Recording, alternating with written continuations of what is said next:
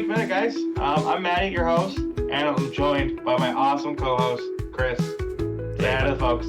How's it going, guys? How you guys doing? Well, Chris, what's going on, man? Sorry, it's been a crazy week. We tried to get this episode earlier, but also it's been an awesome week. Like, I don't know, the games I got to jam. I didn't get to jam a lot of games this week so far. Cross my fingers, tomorrow's better. But hopefully, how are you doing? What's anything new? Not too much. I'm just trying out Malcolm X. Still just trying to figure out which version of that I really like. Do I want green or do I want black? And it's intriguing for sure, and I'm still trying to figure it out. I think I'm just very used to, and a lot of people are used to, the Grixis pie. So going to anything else like Teamer feels a little bit of out of place. Thassa's Oracle plus demonic consultation. It's just so efficient, and sometimes you can get away with it. Having multiple ways to have wins that people aren't expecting is always really nice as well.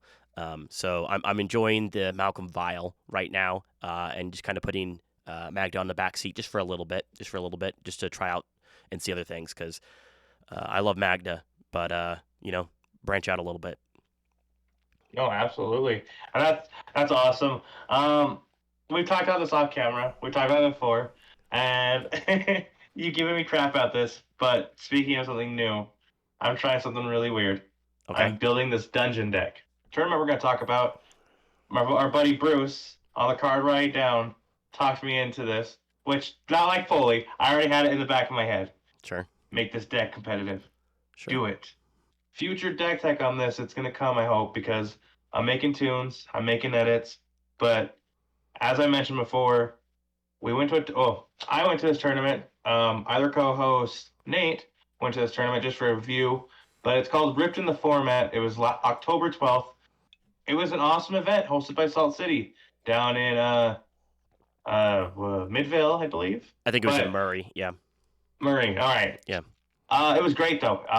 Shout out to Salt City. Shout out to John and Daniel. It was an awesome event. Guess what's happening on the 9th in November? We got another tournament with Salt City. Shout out to John and Daniel. Get down at Mythos. You guys be there. It's going to be a blast. It's a 3K. Let's have fun. You were talking about the tournament that you went to this last week that I could not attend. Tell me a little bit about like the atmosphere. Tell me a little bit about your jitters. Tell me a little bit about your pregame. So I don't necessarily get the jitters. I'm going to tell you right there. I do get nervous, especially with this one. Like I was saying, our buddy Bruce, and our shout out to our buddy Ashton. We were driving down, and I had this itch in my back of my head to build this deck competitive, and they talked me into it. I had TNT ready to go.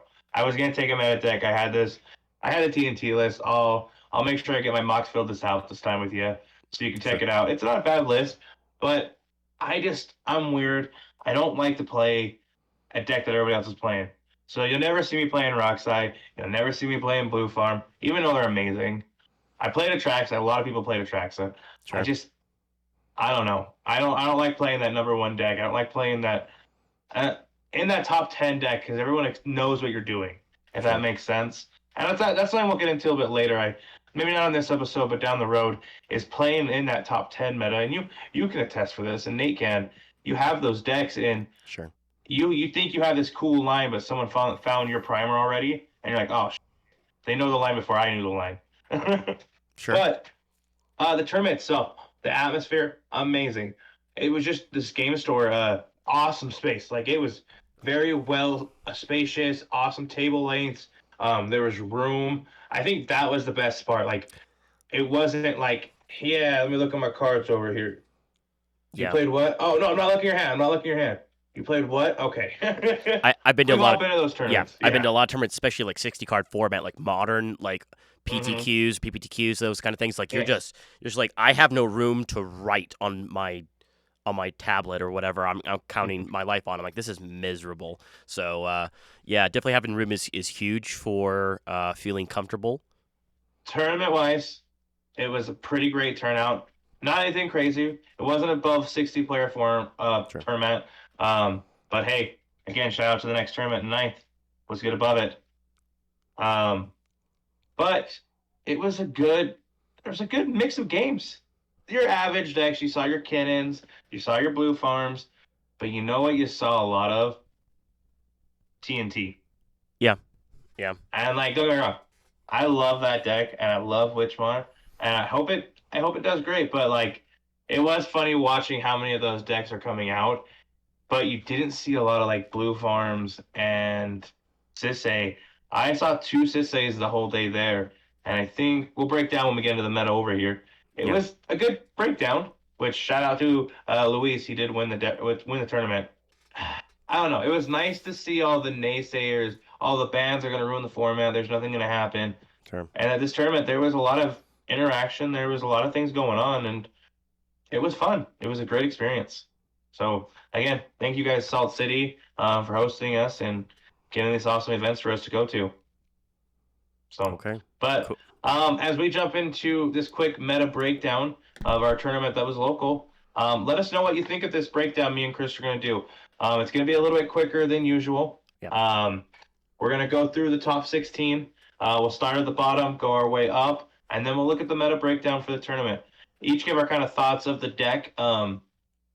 With that, Chris, I'll start with we got Joe at 16, and this one, I don't know, this just hits a certain string in my heart here.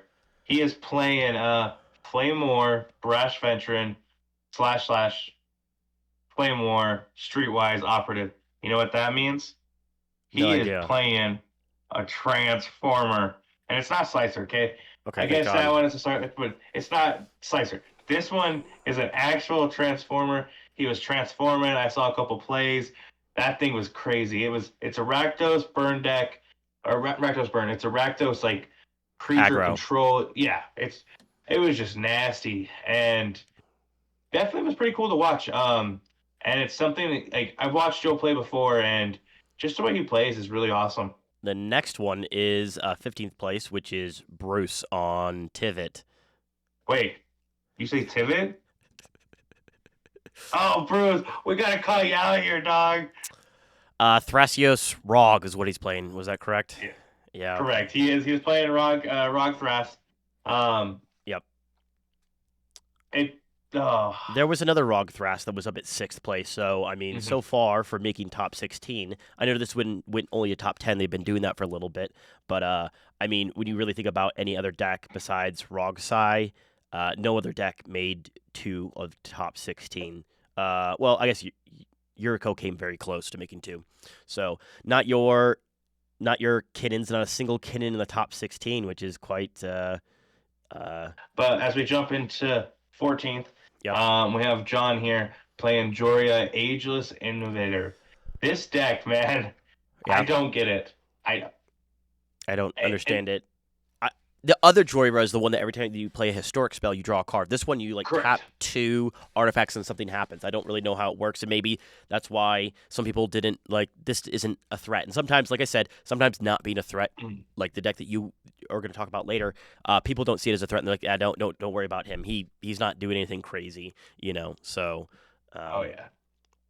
Yeah, number so I saw a couple games with him, and it's a lot of there's a lot of interaction and like these not answer interaction. He takes a lot of game actions. I'll go that way, but definitely he made the top 16, dog. So congratulations. Yep. They did cut the top 10. We will make that clear. So as we cut to this, we'll announce the top 10 where they actually start a prize support. But Yep. how about you take the next one here? Cool. We got Charles Wilson, 13th. It's Armix and Thrasios. Armix is very good at killing creatures. So, and then Thrasios is really good at sustaining your hand with a lot of cards late game. I think Sultai is definitely underexplored and always kind of has been. So I kind of like. I'm a Sultai kind of guy personally. Modern, standard. It's always kind of been Sultai, and I think it's a very intriguing deck. I like where it is in the meta. When you look at the top 16, killing Yuriko, killing the 1/1s, the 0/1s, killing Rowan, killing Magda, killing all the creatures from Blue Farm, Riches, Blood Pot, and even Sisay, being able to kill all those things. I feel like Oh yeah. our meta's definitely changed into a very commander-centric meta right now.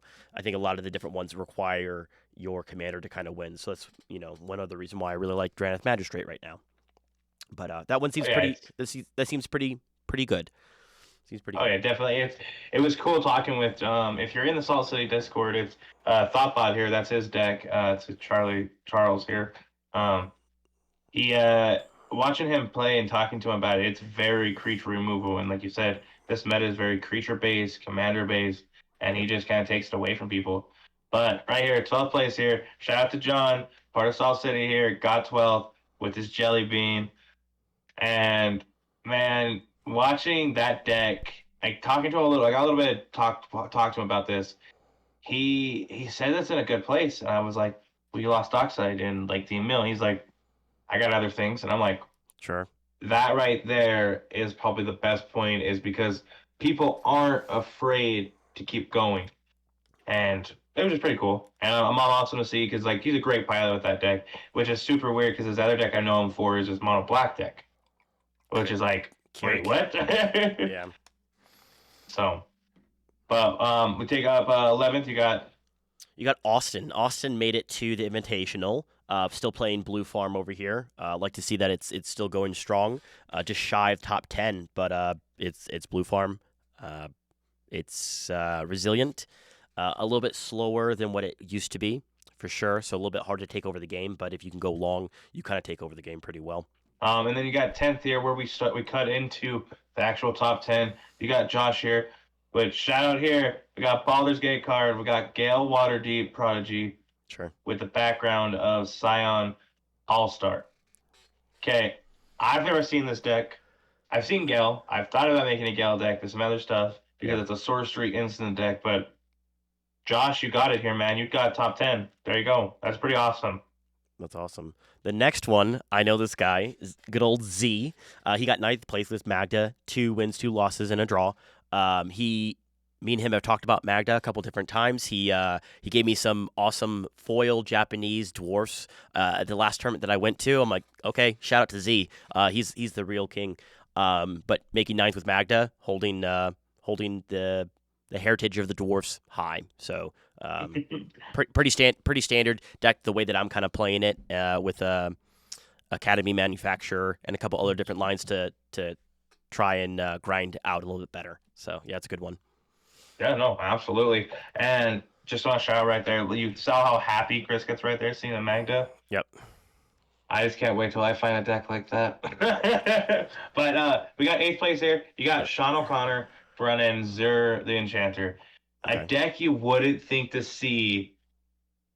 Like, well, you wouldn't. Okay, take a month to go Zur top 16ing a tournament, top 10ing. Wait, what? No. But with Dockside gone, this deck just this is my first round one. I played against this kid, and we were trying to beat him down, taking him down. He just got it, and it's like, oh my gosh, that deck is so resilient.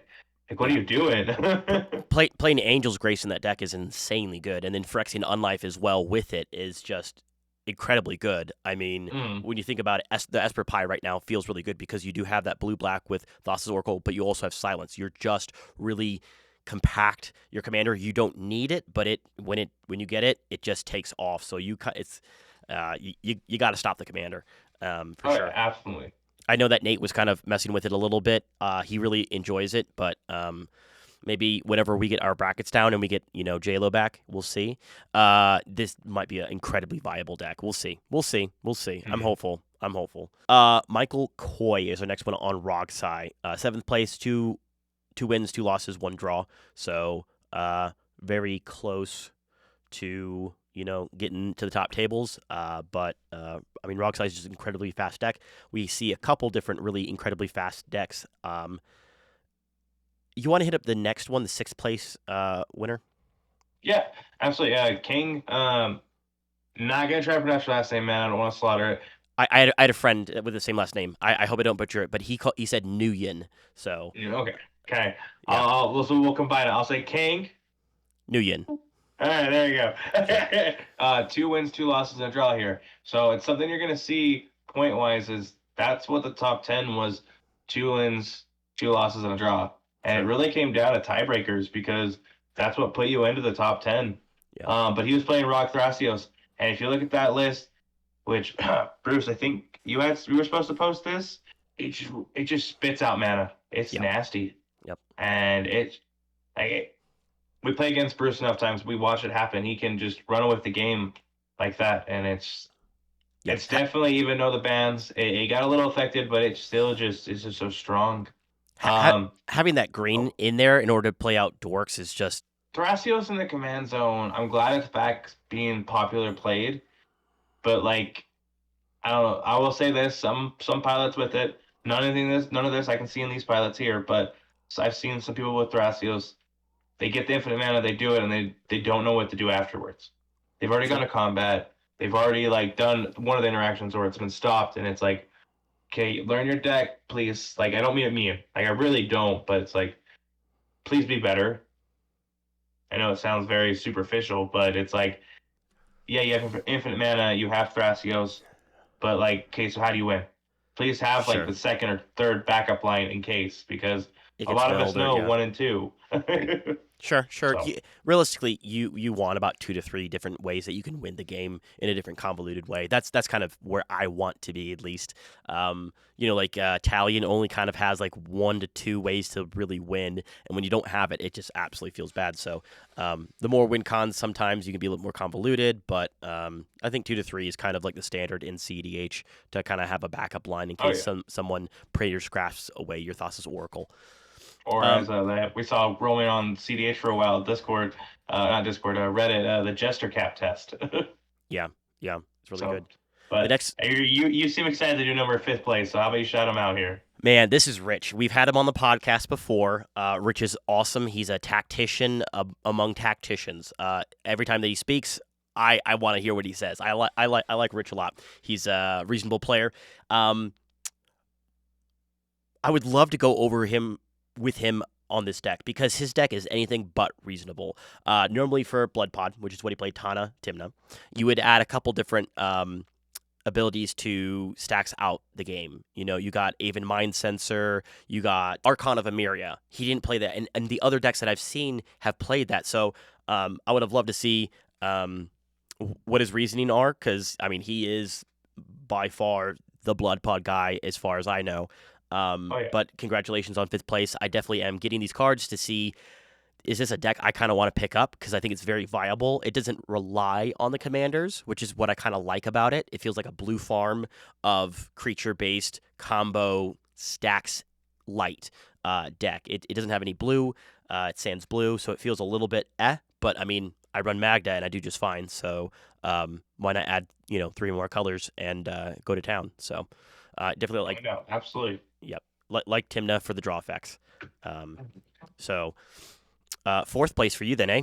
Yeah, hey, absolutely. We got Michael here. Shout out to him. He's one of my. He's well. So I have a group. We got our Northern Utah group here that we play Magic with, but I also have kind of our West Utah Tooele group that I have grouped up with, and he's part of them out there. So shout out to them, you guys. Cool. Top four. That's awesome. Awesome. Um, but here, Adam, you're gonna like to hear this one. He's playing Rowan, Sign of War, 3 wins, 3 losses. Dude, he was killing it. Like Yeah. he was like turn two in multiple wins. People, he was just blowing them out. It was crazy to watch. And it's a deck that you think you stop it, but then he's like, okay, you stop that. I do this on top of that. And you're like, Yep. wait, hold on.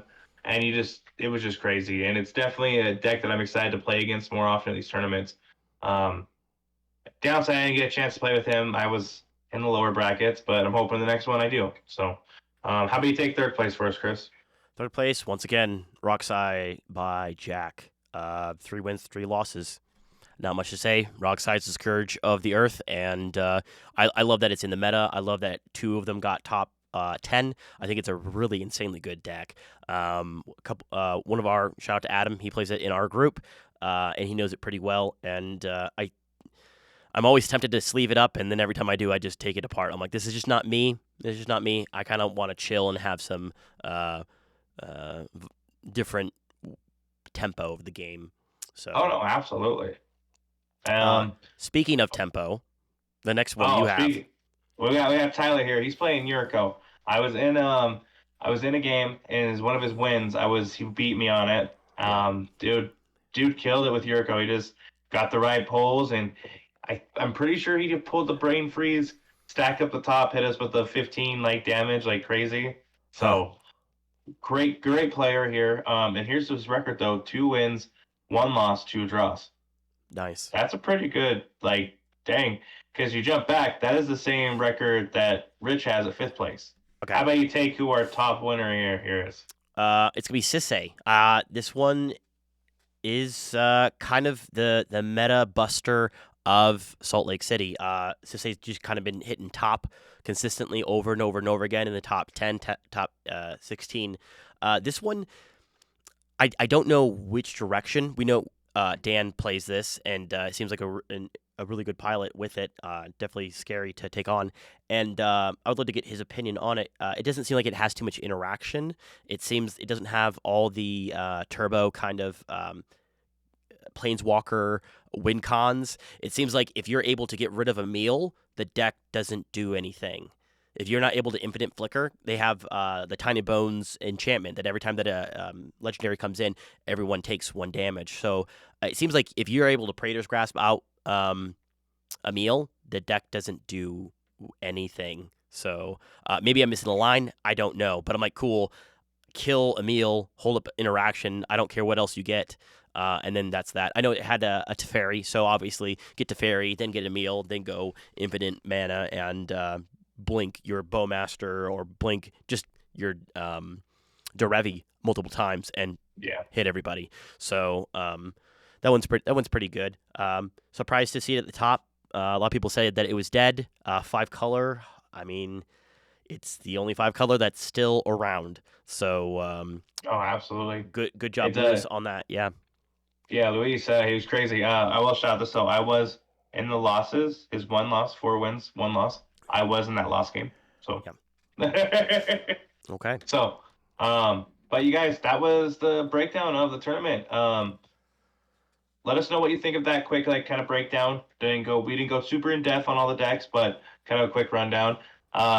Where I am going to go real quick down is a meta breakdown through top EDH top 16. It kind of shows us order entries, conversion rates, just kind of know where we're at real fast. As Chris is dying here, but slowly. Seasonal allergies. We're good. We're good. We can crop that out. Allergies. But as we cut down into the breakdown real fast as we wrap this up, we had 2 rock size, 2 entries, top cut to 100% conversion. Pretty crazy there. Yep. Yuriko, 1 cut, 5 entries, 20% conversion. Sisse, 1 cut, 2 entries at 50%. Rock Thry, technically 2 entries, 2 cuts, or 3 entries and 2 top cuts. So this percentage is a little off because of. Shout out to Bruce here. You cheater. Then you got Rowan, Sign of War, 100% conversion, because Michael over here doing great. You got Gale, Wilddeep, Prodigy, and Sign. Holster, got 100%. And you got Magda, you got Zir, you got Tana. I could go through all these 100%. We all know they're going to be there because they were the only ones playing it, and they did amazing. Sure. Now this is where I get a little sad here. You got Timna Thrasios, 4 entries, 0 cuts, 0 conversion. Here's your boy Cannon, 3 entries, 0 cuts, 0 conversions. Yeah. You ready? This one's going to hit you hardest. Okay. Blue Farm, 3 entries, 0 conversions. Sure. You know what that says to me? We're going to get a new meta. So you guys, stay tuned as we do an awesome episode with our other co-host, Nate, as we talk about the meta. But with this, Chris, I'm going to sign us off. We're going to go play some games. We'll see you guys next week. Catch us at Queen's Realm every Friday, every Sunday, and on Twitter at Turning Point Meta, and I'm Midweek Maddie. We'll see you next week. Take it easy, guys.